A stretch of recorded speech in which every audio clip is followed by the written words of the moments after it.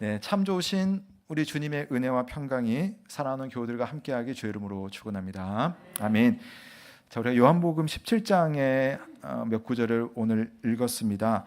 사실 10장은 전체로 보는 게 사실 제일 좋거든요. 왜냐하면 요한복음 11장은 예수님께서 하신 특별한 기도입니다. 로마의 군인에게 체포되기 전에 예수님께서 아버지 하나님께 나아가서 아주 간절한 마음으로 기도를 드렸죠. 이 전체 내용을 우리가 다 일일이 볼 수는 없지만 제가 간략하게만, 여러분 혹시 가능하시면 성경을 한번 눈으로 쫙 보면서 한번 보세요. 크게 세 가지로 나눠볼 수 있습니다. 첫 번째는 예수님이 본인을 위해서 기도를 하세요. 1절부터 5절까지. 그래서 내 자신을 위해서 기도하는데 어떤 기도를 하냐면은, 하나님 아버지, 제가 아버지의 뜻을 따라 순종하였사오니 이제 이 십자가가 지나가고 났을 때는 아버지와 내가 누렸던 그 창세전의 영광을 다시 허락하여 주옵소서라고 하는, 다시 영광을 구하는 그런 자신을 위한 기도를 드립니다. 두 번째는 6절부터 19절인데요. 거기서는 예수님께서 자신을 따라다니면서 가르쳤던 그 제자들을 위해서 기도를 합니다. 그래서 아버지, 제가 아버지의 뜻을 내 제자들에게 아낌없이 다 가르치고 보여주었습니다.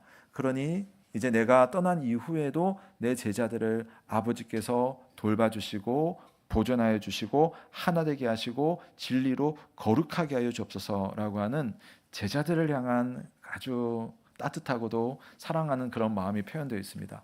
마지막 20절부터 26절까지는 그 제자들의 또 제자들을 이야기하는 겁니다. 그러니까 예수님의 제자들이 나중에는 전 세계를 다니면서 복음을 전하면서 교회가 세워지겠죠. 그러니까 저나 여러분이 여기에 해당될 겁니다. 그래서 20절부터 26절까지는 이제 예수님의 직계 제자들을 통해서 세워진 또 다른 제자들, 이후의 교회들을 위해서 기도를 하는데, 자, 여기서는 한마디로 아버지 하나님, 세워진 교회가 하나가 되게 하여 주옵소서. 하나가 되어서 아버지와 저를 드러내는 공동체가 되게 하여 주옵소서. 그런 기도를 합니다. 그래서 예수님 자신을 위해서 기도하고, 자신의 직계 제자를 위해서 기도하고, 그 제자를 위해서 세워지는 교회를 위해서 오늘 기도하는 것이 요한복음 17장 전체의 내용입니다. 그리고 우리가 오늘 읽었던 내용은 그 중에 마지막 부분, 교회를 위한 기도였는데요. 한마디로 정리를 해보면 이런 건데요. 우선 한번 21절 말씀 한번 같이 읽어보겠습니다. 21절 시작.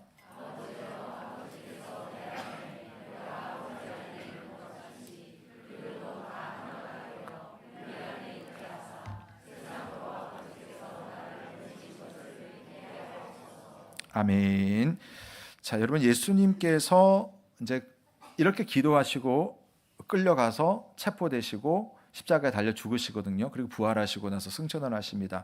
어찌 보면은 우리 인간의 육신을 가지고 있었던 가장 마지막에 주님이 기도하셨는데, 그 기도의 마지막, 그러니까 중요한 기도겠죠. 그럼 기도를 뭘 했느냐? 이게 아주 주목해야 되는 겁니다. 뭐냐면 교회를 위해서 기도하시는데 교회가 하나 되게 해달라고, 그런 기도를 하고 있습니다. 지금 죽음을 목전에 두고 있고 뭐 다른 거 할 말도 기도도 많을 텐데, 주님의 아주 중요한 기도의 제목은 아버지, 교회가 하나 되게 하여 주옵소서, 이런 기도를 하고 있습니다. 그들도 다 하나가 되어 이렇게 기도를 하는 거죠. 여러분, 이것은요 아주 신비스러운 일이에요.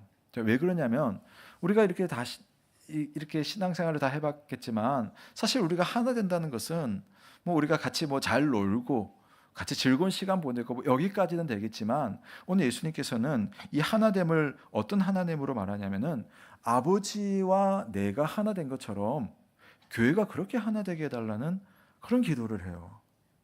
참 이상합니다. 표현에도 보면은 내가 아버지 안에 있는 것 같이, 또 아버지께서 내 안에 있는 것 같이 그들도 서로 그런 관계로 하나가 되게 해주십시오. 그런 경험을 해보신 적이 있습니까? 어떤 사랑하는 대상한테 가서 내 안에 너 있다, 예, 이 말 해보신 적 있습니까? 예, 뭐 저는 해봤습니다만은 예, 예, 근데 이게 사실은 실질적으로는 이게 느끼기가 쉽지 않은 거잖아요. 내 안에 너가 있고 너 안에 내가 있다라고 하는 것. 근데 하나님은 그게 가능하다는 겁니다. 하나님은 참 신비스러운 분이시고 그 하나님께서 서로 간에 그런 관계를 맺으세요. 그래서 성부 하나님께서 성자 예수님과의 관계 속에서 서로 진정한 하나로서 마음이 통하는 겁니다. 성령 하나님과 성자 예수님과의 관계 속에서도 진정한 하나로서 마음이 통하는 거예요. 그래서 그가 내 안에 내가 그 안에 있다라고 하는 것이 전혀 어렵지 않은 겁니다. 그런데 여러분, 그렇게 할 수 있는 이유는 하나님의 가장 중요한 성품이 뭐냐? 바로 사랑이기 때문이에요. 하나님은 상대를 대할 때 사랑으로 대하기 때문에 모든 일에 그 상대방과 함께 마음을 나누고 그와 함께 즐거움을 누리고 그와 함께 슬픔도 나눌 수 있는 그런 관계를 맺을 수가 있는 겁니다. 그리고 그런 사랑이신 하나님, 삼위일체 하나님의 그러한 성품이 오늘 예수님의 기도를 보면 우리 성도들에게도 주님의 교회에게도 흘러 들어가기를 주님이 얼마나 간절히 원하시길래 마지막에 이런 기도를 하느냐, 그 말입니다. 저는 이렇게 말씀드리고 싶어요. 예수님께서 이 땅에 오셔서 우리를 위해서 하셨던 이 땅에 오신 두 가지 중요한 목적을 이야기해 본다면 첫 번째는 우리를 구원하시는 거죠. 죄로부터 구원하시기 위해서 십자가에 못 박혀 죽으셨습니다. 내가 구원받았으니까 그러면 다 완성되었느냐? 주님의 목적은 하나가 더 있어요. 오늘 기도를 보니까 구원받은 백성들이 예수 그리스도의 몸이 되어서 서로 하나가 되어서 하나로서 서로를 살피고 돌보는, 마치 성부, 성자, 성령이 각각 존재하면서도 하나 된 것을 이루는 것처럼 주님의 구원받은 백성들이 이 땅에 함께 모여서 하나님의 백성으로서 하나 된 삶을 사는 것, 이것을 주님께서 정말 원하시고 기도를 하는 겁니다.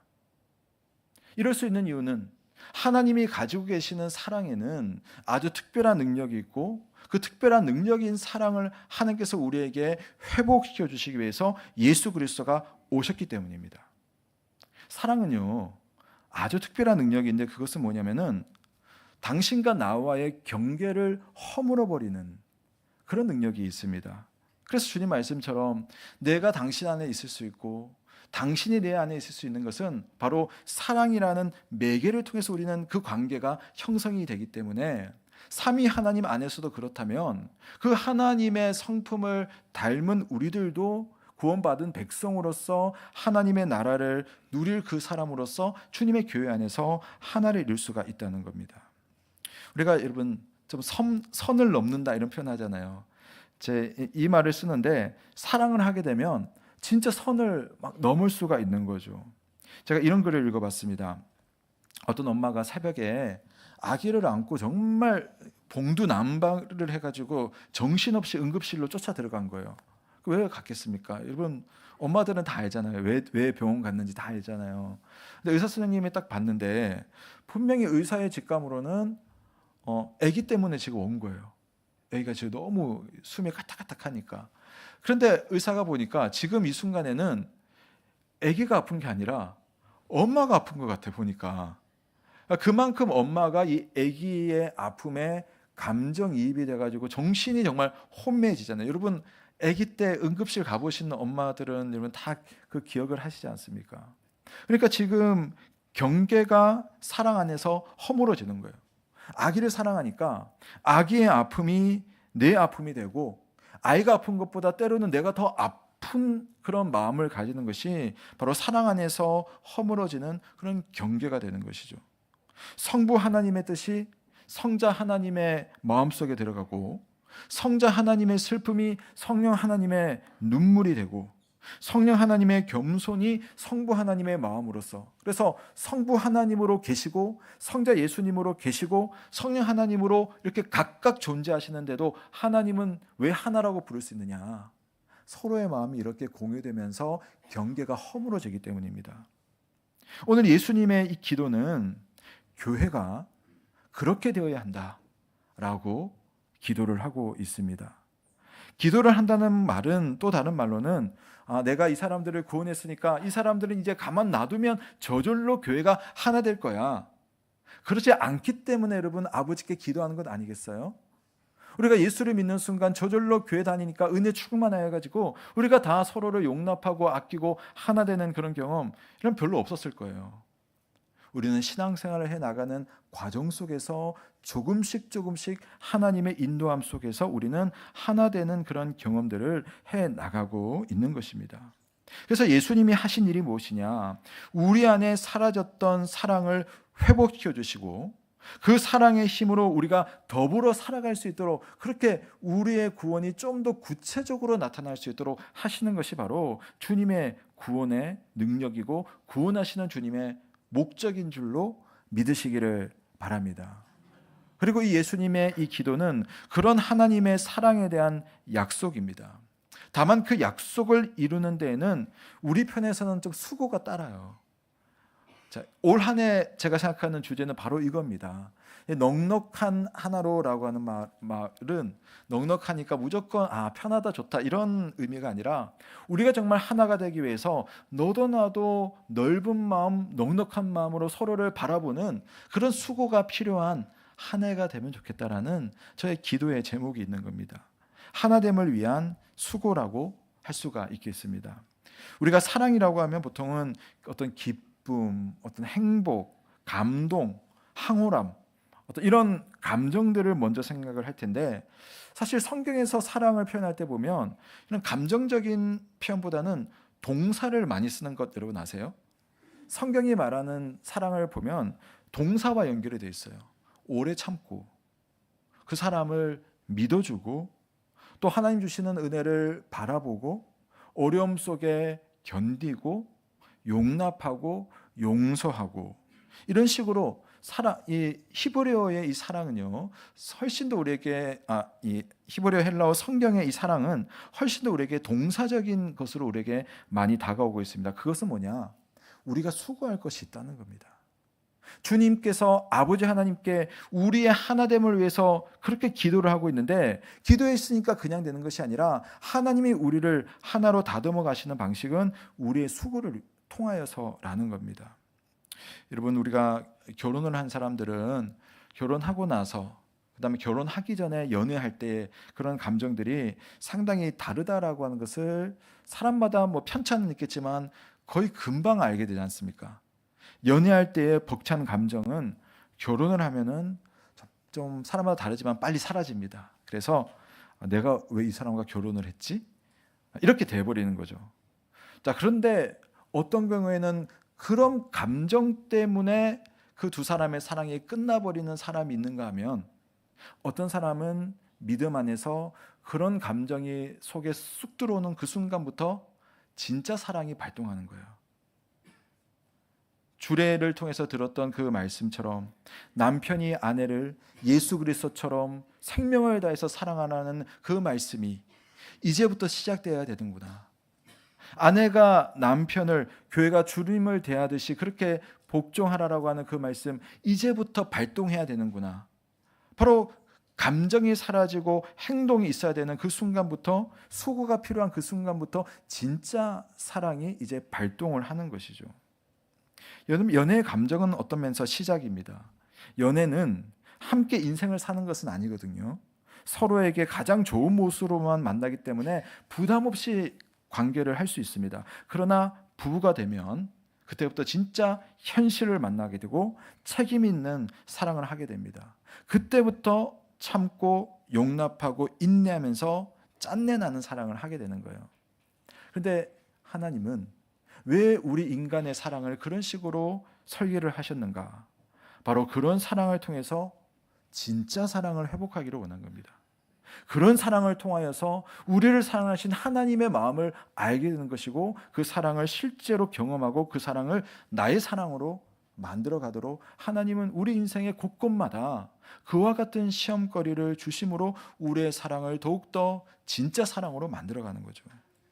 자, 22절 말씀 이렇게 되어 있습니다. 한번 같이 읽겠습니다. 시작.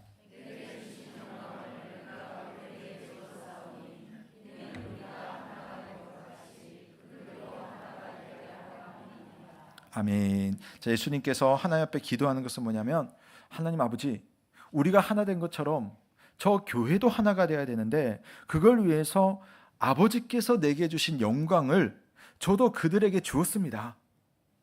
뭐 때문에? 하나 되게 하려고. 상당히 이게 되게 핑크빛 막 이렇게 좋은 느낌이 나죠. 영광을 받으면 하나 되는데 얼마나 좋을까? 하나님의 은혜가 충만하고 모든 것들이 다 좋으면 얼마나 우리가 하나 되는데 좋을까? 이런 생각이 들 수 있을 거예요. 그런데 여러분, 요한복음은 특히 예수님의 그 표현에서 예수님께는 영광이라는 표현을 쓸 때 우리가 생각하는 그런 글로리가 아니에요. 예수님이 자기의 영광을 말할 때마다 예수님이 말하는 그 영광에는 항상 뭐가 동전의 양면처럼 있냐면은 십자가가 있어요. 예수님의 영광은 사실은 고난이 그 앞뒤 속에 한 면을 차지하고 있습니다. 영광을 받는다라고 할 때 주님이 그런 말 했잖아요. 내 때가 되지 않았다. 이것은 영광 받을 때가 되지 아니하였기 때문이라 라고 할 때 그 영광은 뭐냐면 예수님 죽으시는 거거든요. 그래서 주님께서 오늘 주님의 교회를 향하여서 영광을 내게 주신 그 영광을 내가 그들에게 주었사오니 라고 말할 때, 물론 우리가 문자 그대로의 영광도 교회에게 있겠지만 우리는 또 한편으로는 동전의 앞뒤처럼 주님이 우리에게 주시는 그 영광의 이면에는 그 영광을 향한 믿음의 수고가 있다는 것, 교회를 이루기 위한 내가 할 수 있는 그런 수고가 있다는 것, 하나님의 영광을 받기 위한 나의 때로는 고난과 수고로움이 반드시 동반되는 것이 주님의 영광이라는 그 사실을 우리가 잊지 말아야 되는 겁니다. 그 말은 뭐냐? 우리가 신앙생활을 할 때 교회에 누군가와 하나 되고 믿음 생활을 할 때에 이게 그냥 쉽게 저절로 되는 그런 신앙생활은 없다는 거예요. 그런 주님의 영광은 없다는 겁니다.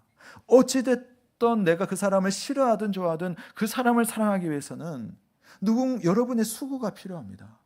여러분의 특별한 기도가 필요하고 그 사람을 향한 여러분의 마음이 있을 때 우리는 그 영광과 함께 그 고난의 이치까지 도달하게 되는 것입니다. 그러므로 여러분, 저와 여러분에게는 하나님의 교회의 하나됨을 위한 주님의 이 기도와 함께 우리가 해야 되는 하나됨을 위한 수고가 반드시 있다는 사실을 기억하시기를 바랍니다. 수고니까 여러분 무조건 여러분을 괴롭히고 눈물 짓게만 하는 것이 아니라 사실은 여러분 이 수고를 우리가 잘 감당하면 진짜 영광을 얻게 되는 거죠. 예수님이 온 세상의 참된 왕이시며 하늘의 평화, 하늘의 영광과 땅의 평화가 되실 수 있는 그 이유는 주님이 아버지의 뜻에 순종하여서 고난의 자리에 오셨기 때문에 진짜 영광을 얻게 된 겁니다. 우리가 신앙생활을 하면서 그냥 영광이 아니라 하나됨을 위한 그러한 수고 가운데 주님 주시는 그 영광을 받을 수 있는 저와 여러분 되시길 주님의 이름으로 축원합니다. 우리 한번 23절 24절 말씀 한번 같이 읽어보겠습니다. 시작.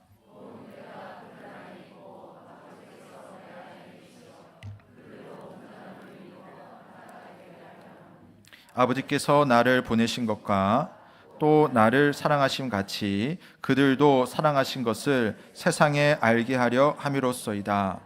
아버지여, 내게 주신 자도 나 있는 곳에 나와 함께 있어 아버지께서 창세로부터 나를 사랑하심으로 내게 주신 나의 영광을 그들로 보게 하시기를 원하옵나이다. 아멘. 자, 보시면 오늘 이 말씀 속에 보면 오늘 예수님께서 우리를 정말 축복하시고 우리를 하나님의 완전한 곳으로 인도해 주실 것을 정말 사랑으로 약속하시고 계십니다. 근데 그 약속이 이루어지는 방법이 뭐냐면 23절 중반부에 보시면 있는 것처럼 그들로 온전함을 이루어 하나가 되게 하려 하는 것, 이게 바로 주님의 뜻입니다. 우리를 온전하게 만드시는 하나님 아버지의 계획이 있다는 거예요. 사랑하는 여러분, 하나님은 저나 여러분을 완전체로 여러분 선별해가지고 주님의 교회로 부르신 것이 아닙니다. 마치 무슨 TV 예능 무슨 그 아시죠? 우리 한 100여 명의 우리 젊은 친구들을 딱 데리고 와가지고 춤이랑 노래랑 가르치고 막 경연을 시킨 다음에 최종 한 10명까지 남겨가지고 아이돌 그룹 하나 딱 만들어내잖아요. 우리는 그런 식으로 주님의 교회가 된 것이 아닌 겁니다. 우리는 애초부터 부름받는 그 순간부터 모두가 약하고 모두가 연약한 상태로 우리는 하나님 아버지의 부름을 받고 주님의 교회가 되었다는 사실을 믿으시기를 바랍니다. 그러나 우리 주님은 그런 우리를 통하여서 온전함을 이루시는 것이 바로 주님의 뜻이라는 거죠. 그러므로 여러분, 우리가 지금 좀 부족한 것, 상대방이 지금 좀 모자란 것은 여러분 이상한 것이 아니라 당연한 겁니다. 저 목사가 왜 저래? 목사니까 잘해야 되겠죠. 그러나 목사가 모자란 것 너무나 당연합니다. 저 장로님은 저러지 않아야 되는데, 아니요. 장로님도 그럴 수 있는 것이 바로 주님이 부르신 그 부름에 따라서 우리가 그렇게 모였기 때문입니다. 옛날 영화 대사 속에 야, 너 우리 집안에 먹칠을 했어. 너 때문에 가문의 명예가 땅에 떨어졌어 하면서 주인공을 몰아붙이는 그런 장면들 여러분 기억을 하실 겁니다. 요즘은 그런 영화 잘 안 나오는 것 같은데, 어쩌면 교회도 그렇게 볼 수도 있어요. 예수님은 우리의 하나됨을 통해서 세상이 예수님을 보게 될 것이라고, 하나님을 알 것이라고 했습니다. 그렇다면 우리가 정말 여기서 하나 되지 못한다면 세상이 예수님을 볼 수 없다는 그런 말도 되겠죠. 물론 그것도 논리적으로 사실은 맞는 말입니다. 하지만 예수님은 제가 생각할 때에 그런 영화 대사처럼 여러분을 취급하시지는 않을 거예요. 제자들을 혼내긴 하셨어도 제자들을 사랑하시되 끝까지 사랑하신 그 모습, 이렇게 마지막 순간까지도 제자들을 위해서 기도하는 모습으로 진짜 가족이 무엇인지를 우리 주님께서 보여주셨습니다. 여러분, 여러분의 자녀는 여러분의 명예를 위해서 존재합니까? 자녀를 위해 공부시킵니까? 우리 가정의 명예를 위해서 내 자녀가 공부를 잘해야 됩니까? 우리는 그렇게 자녀를 대하지 않죠. 우리 가족의 사회적 지위를 위해서 내 아이가 성공해야 되는가? 정반대지 않습니까? 가족이 자녀를 돌보는 울타리로 존재하는 것이지 자녀가 우리를 위해서 앞에서 나서는 것이 아니라는 겁니다. 예수님께서 너 때문에 교회가 힘들잖아. 실제로 그럴 수는 있겠지만 예수님은 그렇게 말씀하지 않으실 겁니다. 그러한 너를 위해서, 부족한 너를 위해서 우리 교회가 존재하는 거야. 지금 약한 너를 위해서 내가 있고 너의 형제 자매들이 있는 거야. 그러니 걱정하지 말고 우리 함께 지내자. 너가 잘났거나 못났거나 내가 너를 온전하게 만들어 갈 거야 라고 하는 주님의 음성이 오늘 여러분을 향한 하나님의 격려이며 음성이 될 수 있기를 주님의 이름으로 축원합니다. 예수님은 우리들을 용납하십니다. 용납하시는 가운데 우리를 온전한 모습으로 만들어 감으로 우리를 하나 되게 하시는 겁니다. 사랑하는 성도 여러분, 우리는 온전함을 함께 이루어 나가는 가족입니다. 가족이 하나인 것은 똑같은 사람으로 구성돼서 가족이 하나인 건 아니죠. 닮았지만 얼마나 다릅니까? 가족이 하나인 것은 같이 지내기 때문에, 같이 먹을 수 있기 때문에, 같이 대화할 수 있기 때문에, 또 같이 잠을 잘 수 있기 때문에 우리가 가족이에요. 내 아들이 필요한 것이 있다면 내 것을 얼마든지 내어줄 수 있는 것이 가족입니다. 내 엄마가 지금 울고 있으면 엄마를 안아주면서 함께 아무 이유 없이 울어줄 수 있는 그것이 바로 가족이며 그것이 바로 하나됨인 것이죠.